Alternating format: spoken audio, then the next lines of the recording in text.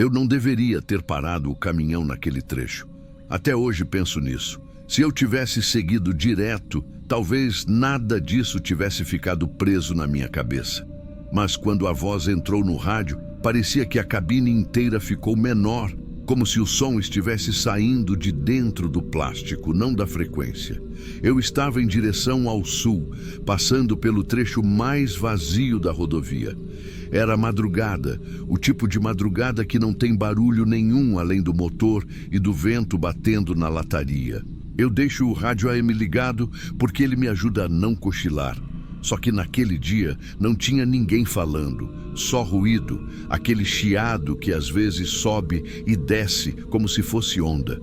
O pedido de socorro entrou no meio disso, cortando o chiado no meio. Uma voz cansada, muito fraca, dizendo alguma coisa que eu não entendi de primeira. E aí, com o rádio estalando, veio claro. KM 112, por favor, não desliga. Eu não movi a mão, não mudei estação, não encostei em nada. A voz repetiu como se estivesse andando e segurando o rádio com a outra mão.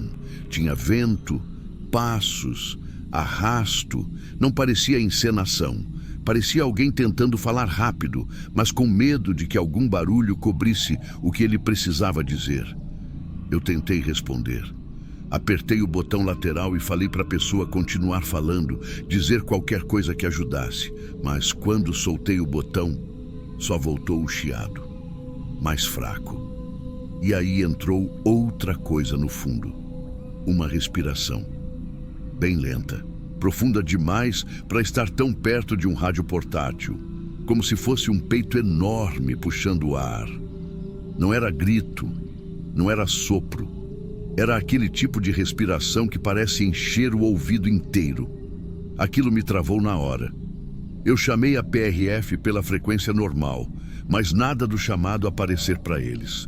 Deram retorno dizendo que não tinha nenhum alerta, nenhuma ocorrência registrada, nada naquele canal. O operador só disse que podia ser interferência, algum rádio velho pegando frequência de outro serviço.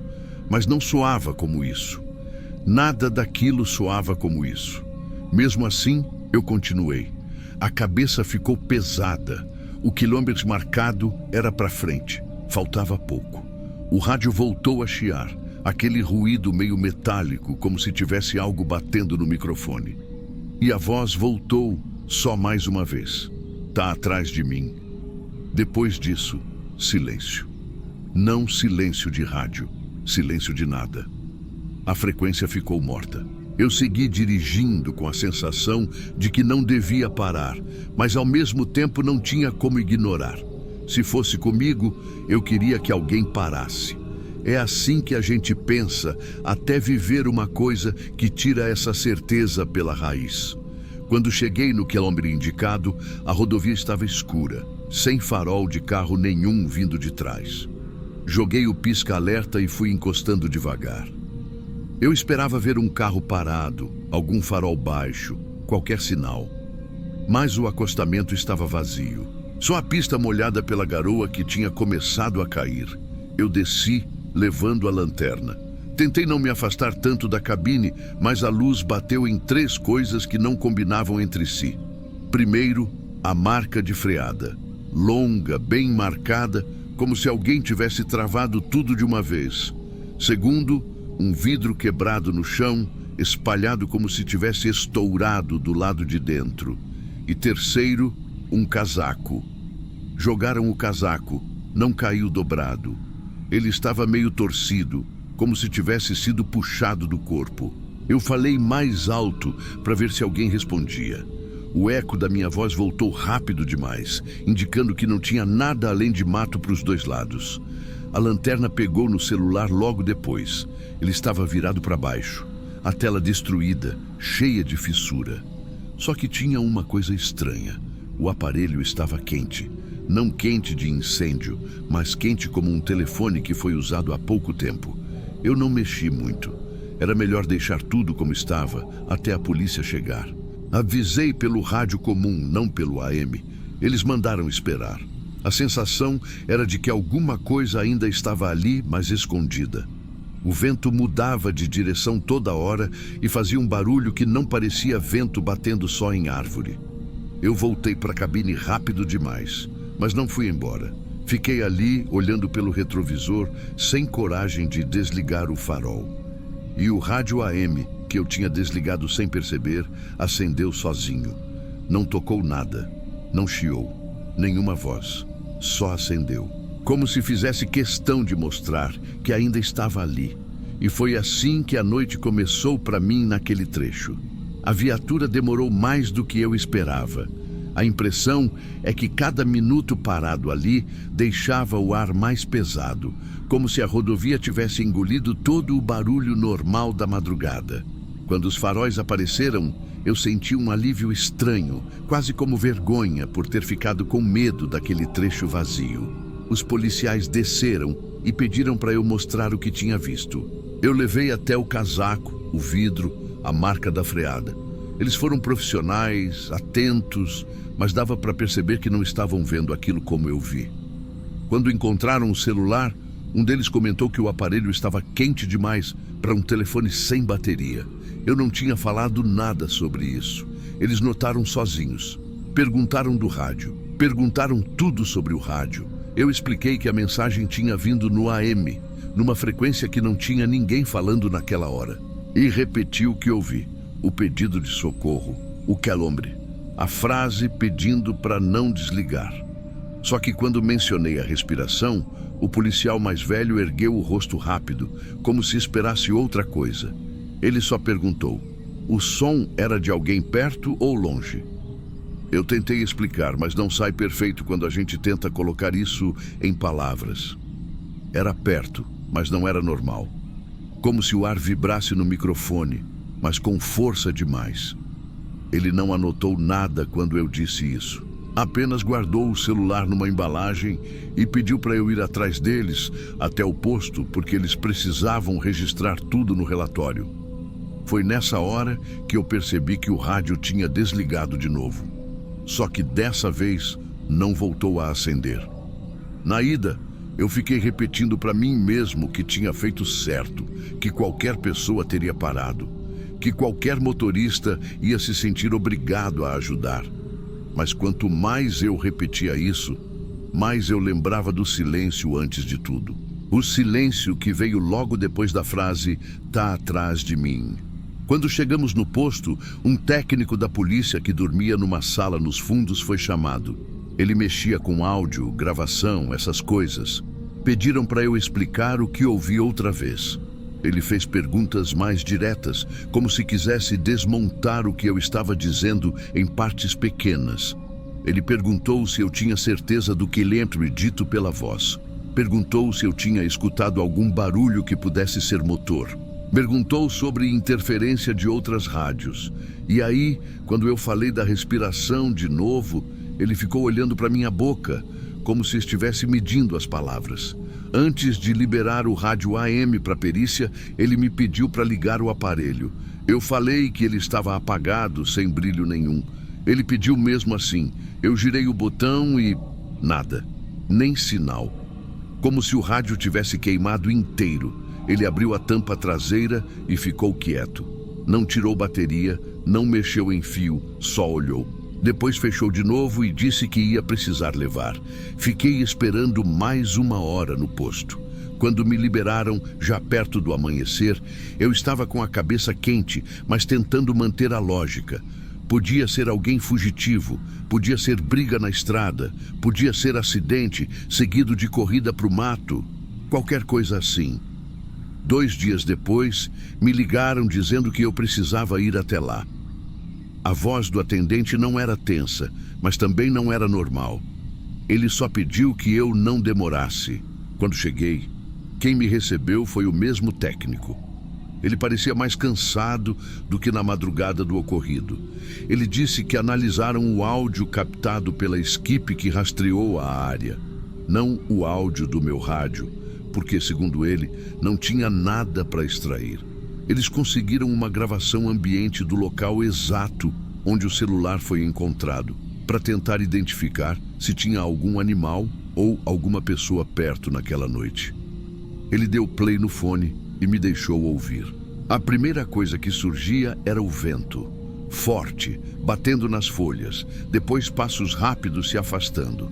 A pessoa parecia estar correndo no mesmo ritmo da voz que entrou no meu rádio, e então veio aquilo de novo, o som da respiração. Só que na gravação era pior. Não era barulho de peito, era ar passando por algo maior, mais pesado, como se estivesse deslocando muita massa. Eu não sei explicar melhor que isso. A sensação era de que a gravação quase tremia quando o ar entrava. E o técnico, que ficou me olhando enquanto eu ouvia, falou baixo. A gente classificou isso como animal. Ele falou a frase como se estivesse pedindo desculpa. Quando tirou o fone da minha mão, ele disse que não houve nenhum chamado, nenhuma voz registrada, nenhuma interferência compatível com o que eu descrevi. Nada veio da frequência AM naquela madrugada. Nada. Eu perguntei o que isso significava. Ele não respondeu de imediato. Só mexeu nos papéis, como se estivesse procurando algo.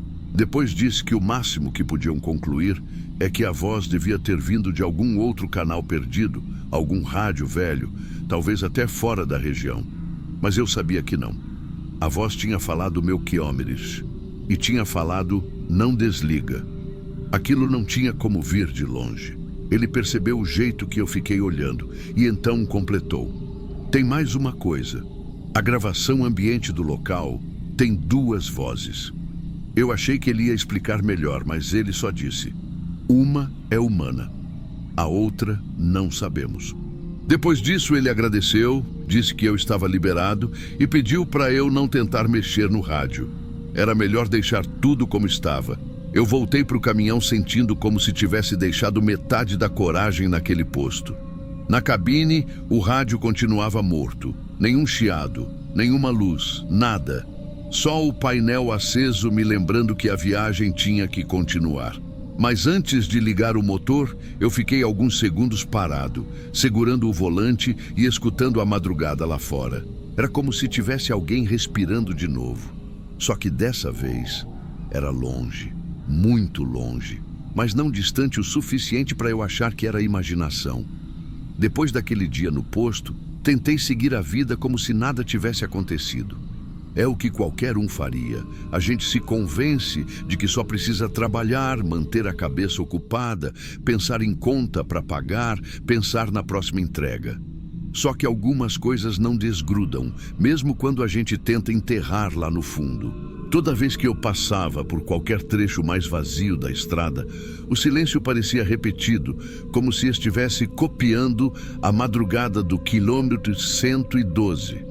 O pior é que não era medo do mato, nem da pista. Era medo de ouvir aquela respiração de novo. A respiração virou uma sombra dentro do meu ouvido, como se tivesse ficado presa ali. Eu evitava olhar o rádio. Parecia um objeto contaminado. Nem desligado ele parecia normal. Era como se ocupasse espaço demais dentro da cabine.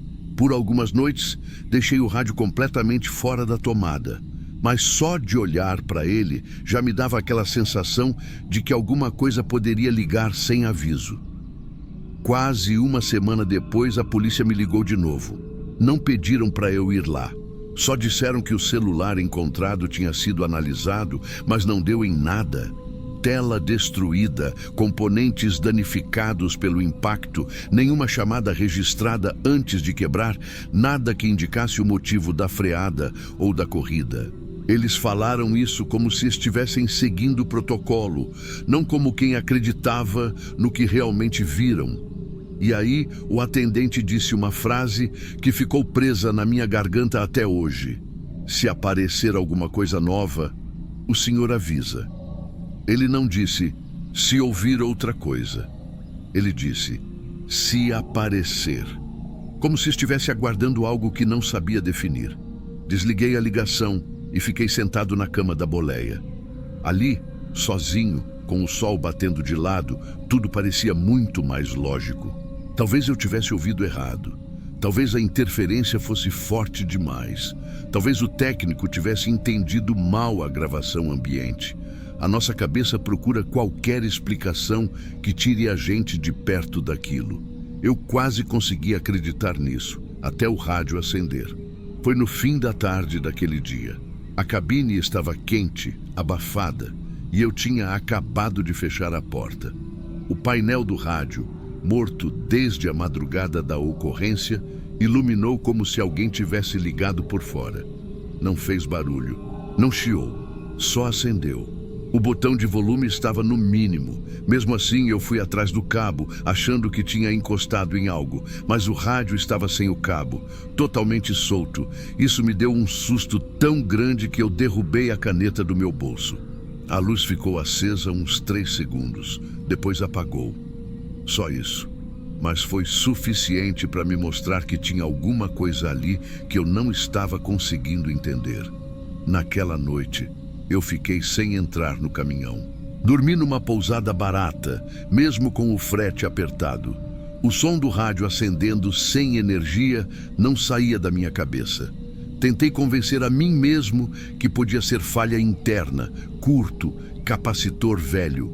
Mas a imagem do técnico abrindo a tampa e fechando sem mexer em nada voltava toda hora. No dia seguinte, resolvi fazer uma coisa que talvez eu nunca deveria ter feito. Fui até o quilômetro 112 sozinho, sem entregar carga, sem ninguém saber. Eu precisava ver o lugar de dia para entender se a sensação tinha sido criada pela escuridão. Talvez os barulhos fossem do mato, da chuva, da neblina. Talvez a respiração fosse alguma espécie grande, sei lá, um boi solto, um animal correndo. Eu tentava achar qualquer justificativa, estacionei no acostamento e desci. A marca de freada ainda estava lá, só que mais apagada pela chuva da semana. O casaco tinha sido recolhido, o vidro também. O celular, óbvio, não estava mais lá. Mas o mato não estava como eu lembrava. Parecia amassado de novo, como se alguém tivesse passado lá recentemente. Não era marca de bicho pequeno, era largo, como se alguém tivesse caminhado arrastando os pés ou carregando peso. Eu fiquei parado olhando aquilo sem conseguir entrar no mato. O corpo inteiro travou. Aquele tipo de medo que não tem barulho, não tem calor, não tem frio. Só faz seu estômago virar de um jeito que você sabe que passou do limite do que consegue suportar sozinho. Voltei para o caminhão, sentei e respirei fundo umas 3 vezes. Liguei o motor e estava pronto para ir embora.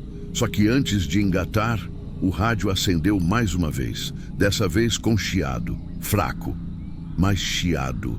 Quase desliguei o motor no susto.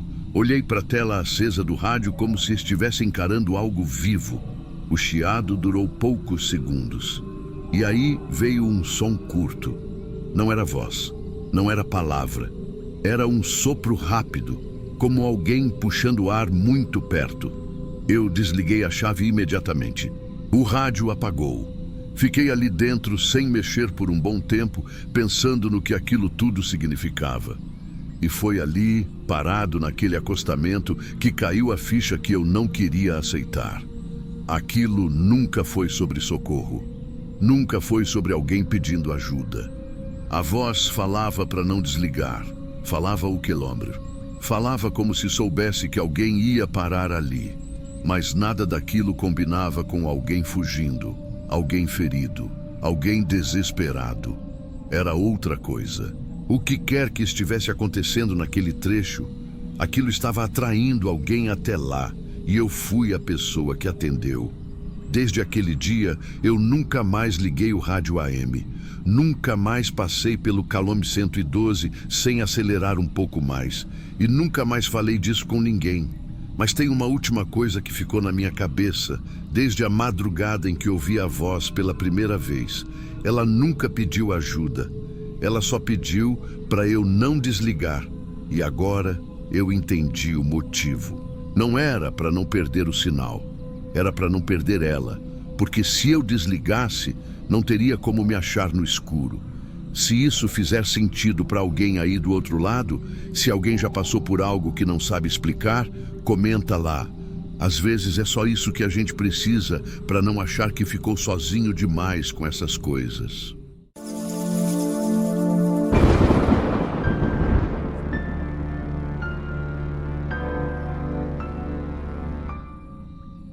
A porta do quarto de Dona Adelaide não devia ter som nenhum, mas naquela noite ela fez um estalo leve, como se já esperasse a minha mão. Aquilo me travou por um segundo.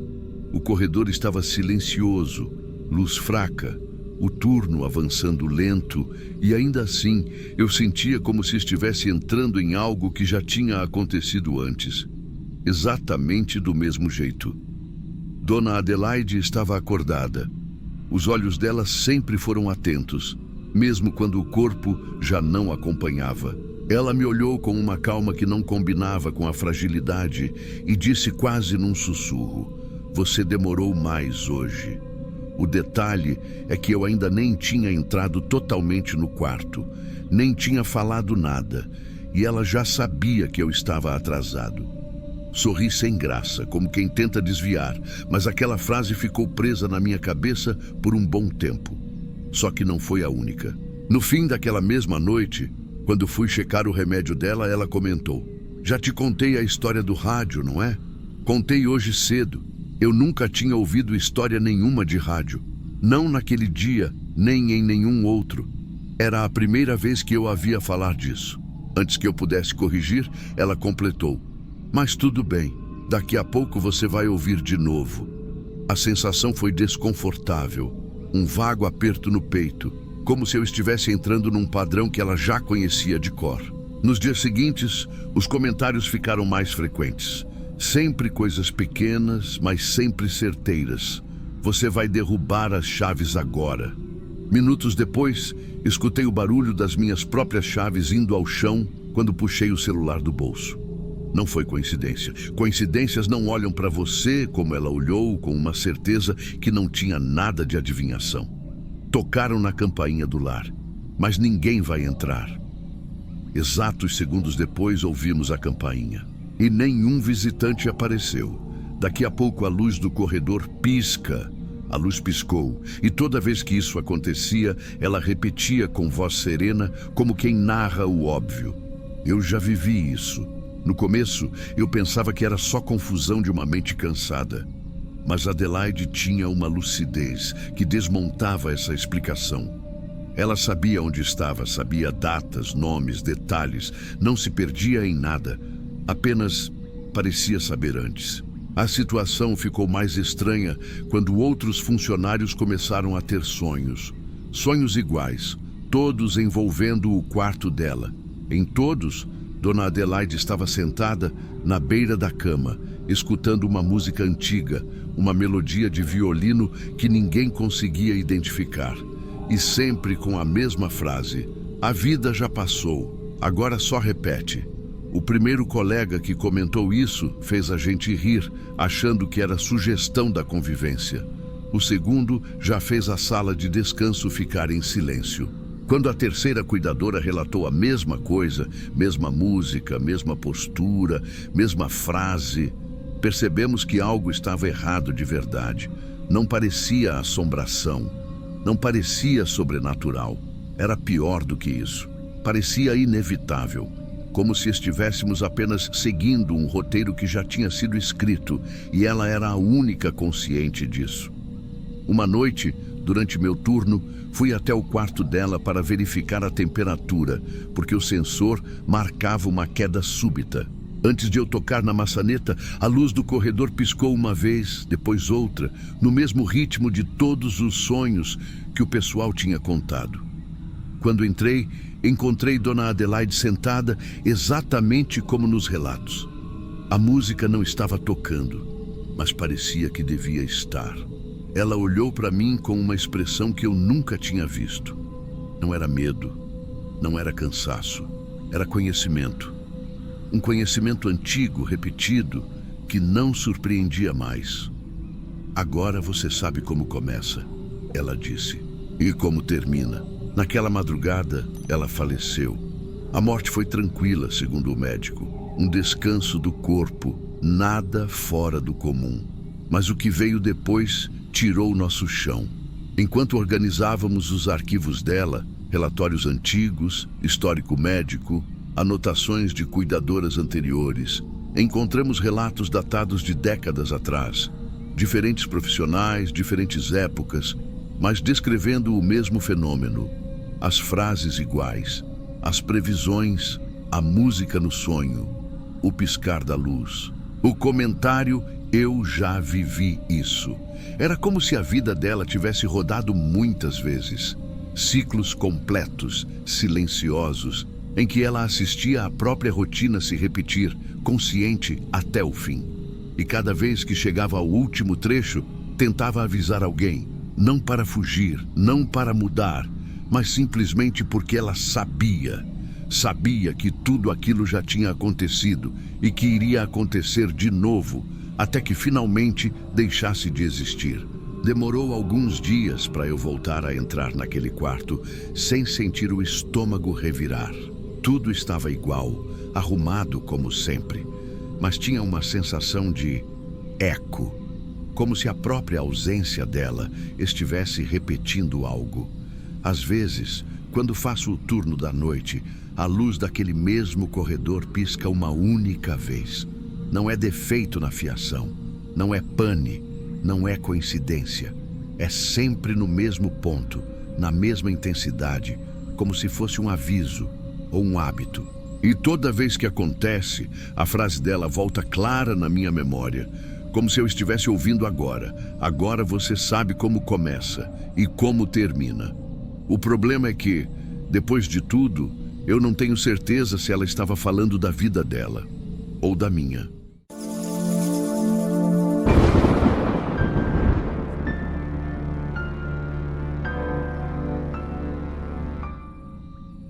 A temperatura da estrada sempre engana a gente. Por fora, um silêncio gelado. Por dentro, a sensação de que alguma coisa acompanha o carro, mesmo que você saiba que está sozinho. Eu vinha dirigindo havia mais de 2 horas, tentando alcançar a cidade seguinte antes que o sono me derrubasse, quando vi a placa indicando um ponto de descanso. Parecia perfeito. Um banheiro, um bebedouro, talvez um pouco de ar fresco para acordar.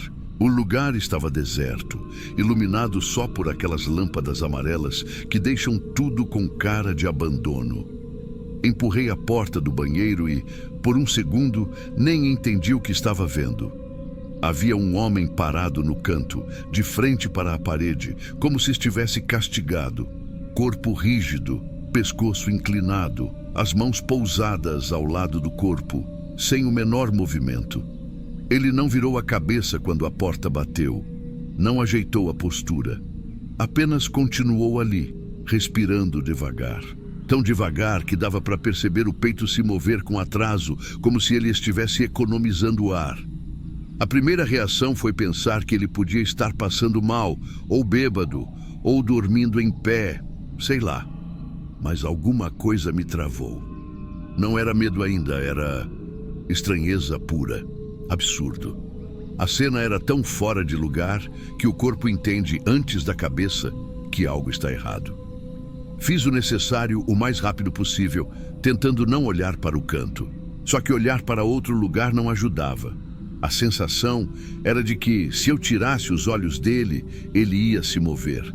E quando finalmente saí dali, já com a porta fechando atrás de mim, ainda prendi a respiração esperando que ele se mexesse. Não se mexeu. Nem 1 milímetro.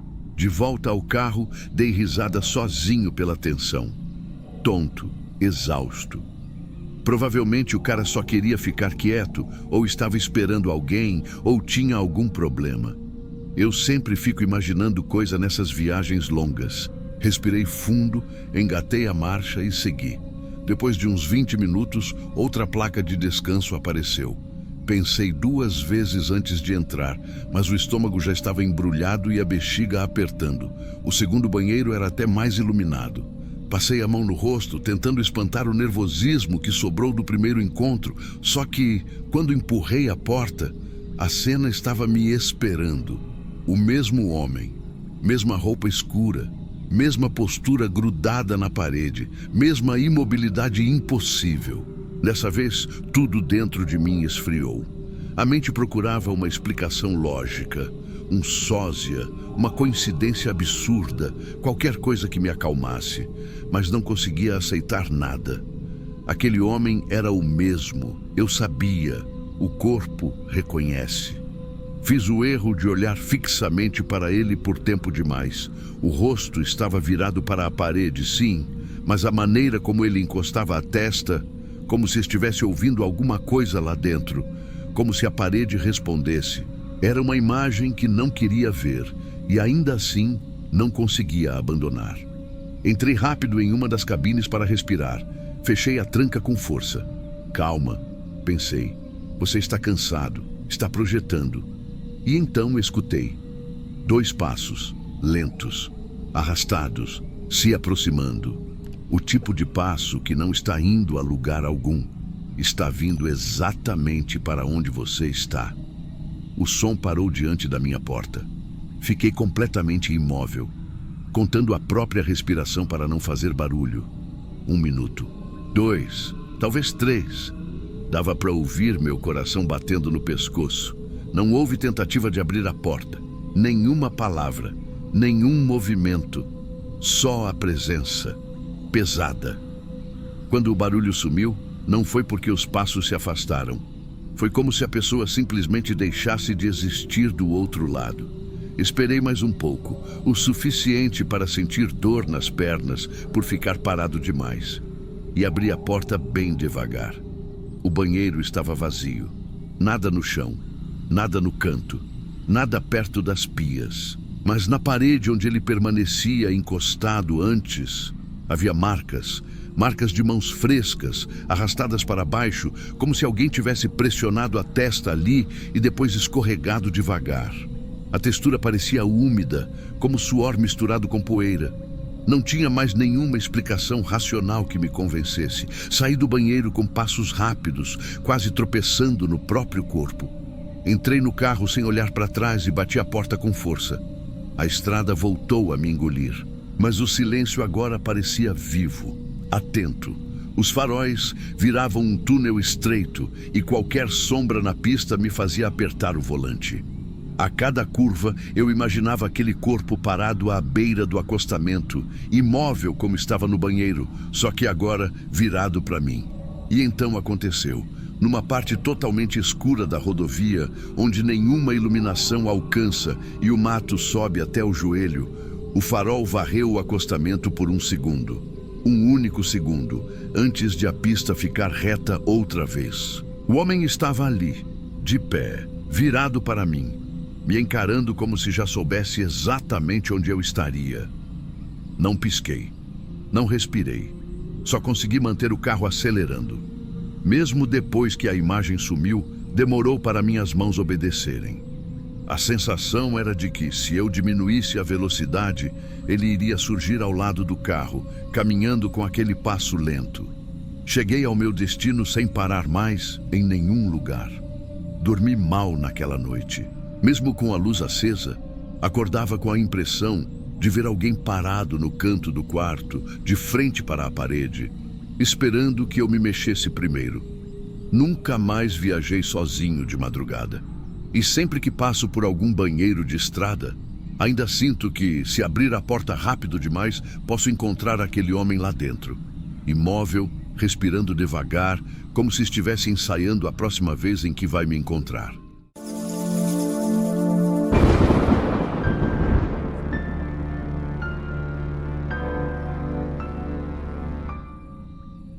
Eu percebi que tinha alguém sentado no banco de trás antes mesmo de destravar o carro. Era como se o peso estivesse diferente, como se o estofado tivesse cedido alguns centímetros. Quando virei o rosto, o banco estava vazio. Mas isso nem foi o pior. Eu sou o Henrique, trabalho como motorista de aplicativo há uns 5 anos, quase sempre de madrugada. Não porque eu gosto, mas porque é o horário em que o movimento é mais constante e eu consigo pagar minhas dívidas sem sacrificar os poucos compromissos que ainda tenho durante o dia. Eu também penso demais enquanto dirijo. Fico lembrando coisas que preferia esquecer, principalmente aquela noite em que uma passageira me pediu ajuda e eu ignorei. Eu disse para mim mesmo que não tinha visto, mas eu vi. E essa lembrança volta toda vez que a rua está silenciosa demais. Naquela madrugada chuvosa, fiz uma corrida até o centro e estava voltando para o ponto quando o celular vibrou. Era uma chamada perto, coisa de 3 quarteirões. Aceitei. Assim que parei, a porta traseira abriu sem pressa e um homem entrou. Sem guarda-chuva, sem pressa, sem olhar para mim. Só sentou no meio do banco, como se estivesse esperando aquilo há muito tempo. Perguntei o destino. Ele respondeu com uma voz baixa, sem emoção. Vai reto. Quando precisar, eu digo. Eu devia ter estranhado ali, mas no meu trabalho, gente estranha não é novidade. Fui dirigindo. Ele ficou em silêncio o caminho inteiro. Não pediu para ajustar o ar, não comentou a chuva, não mexeu no celular. Nada. Só olhou fixo para frente, como se estivesse vendo através do para-brisa. Me mandou parar numa rua sem saída e desceu com calma, no meio da chuva.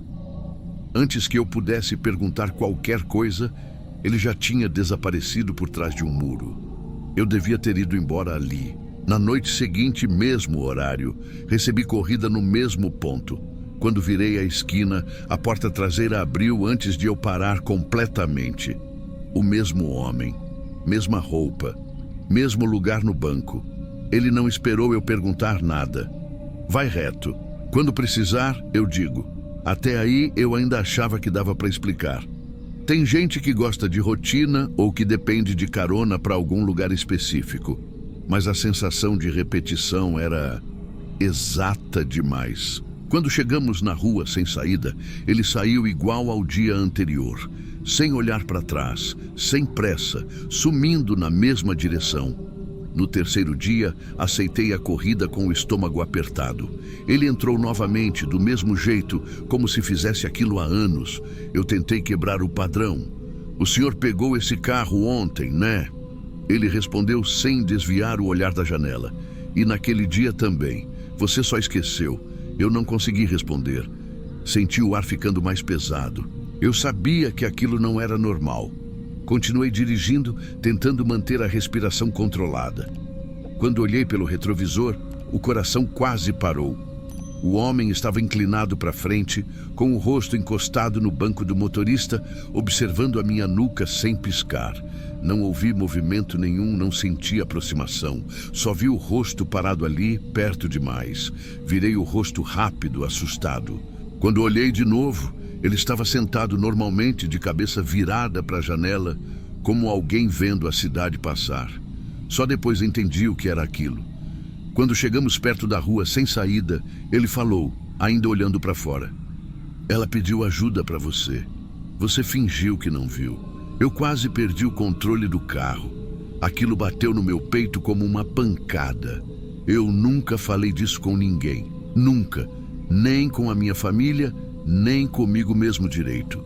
Era uma culpa que eu tentava enterrar e ele tinha acabado de abrir como se fosse dele. Ficamos em silêncio até o fim do trajeto. Quando parei, ele desceu e falou pela primeira vez algo diferente. Amanhã é a última vez. E fechou a porta. Pensei em não trabalhar na noite seguinte, mas o aplicativo é minha renda e dívida não espera. Passei pelo ponto onde ele sempre chamava. Não tinha corrida nenhuma. Continuei dirigindo, aliviado. Mas quando virei para olhar o celular, ouvi o som claro da porta traseira abrindo. Eu não toquei nela. Não tinha ninguém na calçada. O carro afundou alguns centímetros, como quando alguém se senta devagar. O estofado do banco traseiro cedeu do mesmo jeito que tinha cedo nas outras noites. E pela primeira vez eu senti a presença sem precisar olhar.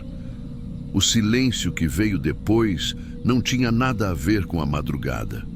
Era um silêncio pesado, cheio, como se todo o ar do carro tivesse parado. Eu não conseguia mover os dedos. Só seguia em frente, quilômetros e quilômetros, até o céu começar a clarear. Não ouvi respirar, não ouvi mexer. Só senti que tinha alguém ali. Quando finalmente parei o carro na porta de casa, o banco traseiro estava vazio. Não deixei de olhar. Eu precisava confirmar, mas o estofado estava marcado. Era o mesmo afundamento de alguém que fica sentando horas no mesmo lugar, como se tivesse ficado ali o caminho inteiro. Eu fiquei muito tempo tentando entender o que aconteceu. Parei de dirigir de madrugada. Não atendo mais corrida que começa em rua vazia.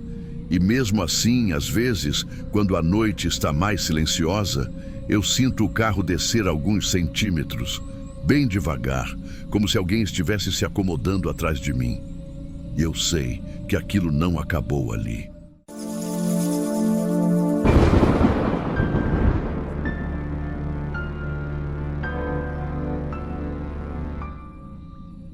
A fogueira ainda estalava quando o clima entre nós começou a mudar. Não foi por causa de alguma história boba, nem por barulho de bicho grande na mata. Foi por algo bem menor, bem mais sutil. Um silêncio estranho que parecia empurrar a noite para cima da gente. Estávamos ali só para descansar da rotina, eu e 2 amigos de infância, num ponto de camping afastado que um colega do trabalho tinha indicado como perfeito para desligar de tudo. No começo, foi exatamente isso. Carne assada, risadas baixas, aquela sensação boa de estar longe de qualquer preocupação. Só que perto das 2 da manhã, algo começou a incomodar. Não era som de mato quebrando, nem passos. Eram vozes, masculinas, curtas, rápidas.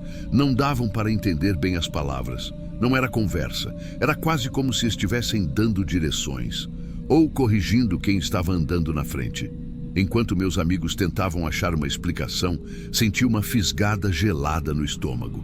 As vozes vinham de muitos metros dentro da mata, mas pareciam se aproximar aos poucos. Ficamos quietos, ouvindo. A fogueira iluminava nossos rostos com aquele laranja que nunca ajuda a enxergar o que está além da linha da luz. Um dos meus amigos decidiu que era melhor verificar se não era algum grupo de campistas perdidos. Ele deu a volta por trás da barraca dele, usando a lanterna no modo mais fraco possível. Lembro do barulho do zíper da mochila dele e da respiração pesada quando voltou com um papel na mão. Era um bilhete curto, sujo, com letras irregulares escritas à caneta. Vocês não deveriam ter ficado. Por um momento, todos nós achamos que era pegadinha de alguém que tinha passado por ali antes. Mas um detalhe tirou qualquer dúvida de brincadeira. O papel estava úmido, como se tivesse sido deixado ali fazia pouco tempo. Não teve como fingir que aquilo não era um aviso. Não rimos, não discutimos, só nos entreolhamos, e pelo olhar dos dois percebi que pensávamos exatamente a mesma coisa. Tinha alguém ali e essa pessoa sabia que estávamos vulneráveis. As vozes voltaram, mais nítidas, ainda curtas, ainda secas, mas com uma entonação que me fez encolher sem perceber.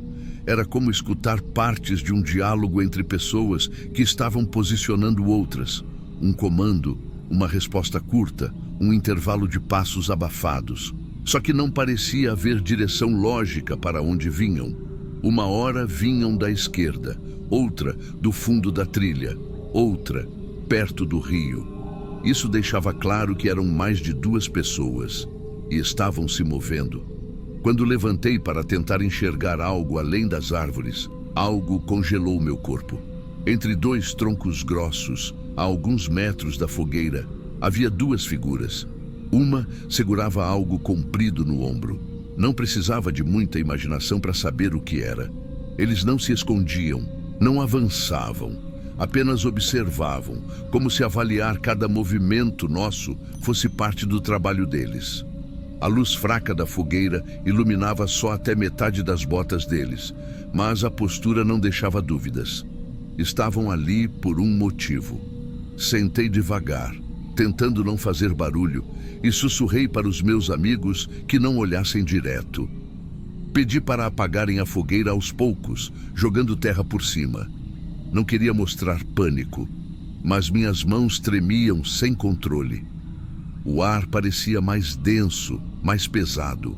A sensação não era exatamente de que iríamos sofrer algo físico, mas de que estávamos sendo medidos, avaliados, estudados, como presas que ainda tentam entender que já estão dentro do território errado. Tentamos pegar o essencial e seguir para a trilha que levava ao córrego seco. Andávamos como se cada folha pudesse ser um alarme, e as vozes estavam mais coordenadas. Não gritavam, não corriam. Era como se estivessem se comunicando de uma forma organizada, fria. Em determinado momento, escutei claramente um deles dizendo algo como "mais à direita", e outro respondeu com um som curto, quase um estalo de língua. Ficou evidente que não era gente perdida, nem caçadores comuns. Eles estavam varrendo a área, nos percebiam se movendo e ajustavam suas posições. Conseguimos alcançar o córrego, que estava totalmente seco por causa da estação. Descemos devagar, escondendo o corpo entre as pedras e a terra fofa. Ficamos ali, imóveis, por horas que pareceram dias. Eu só respirava quando percebia que estava prendendo o ar havia tempo demais. Nenhum de nós falava. A madrugada inteira foi um único bloco de silêncio tenso, interrompido às vezes por passos muito lentos acima da margem. Nunca escutei passos tão calculados na minha vida. Quando o céu começou a clarear e os pássaros voltaram a cantar, subimos devagar, conferindo cada canto antes de avançar. Ao retornar ao acampamento, a sensação de invasão foi ainda pior que a anterior. Ninguém tinha levado nada. Ninguém tinha destruído nada visivelmente, mas as barracas estavam abertas, viradas para o lado.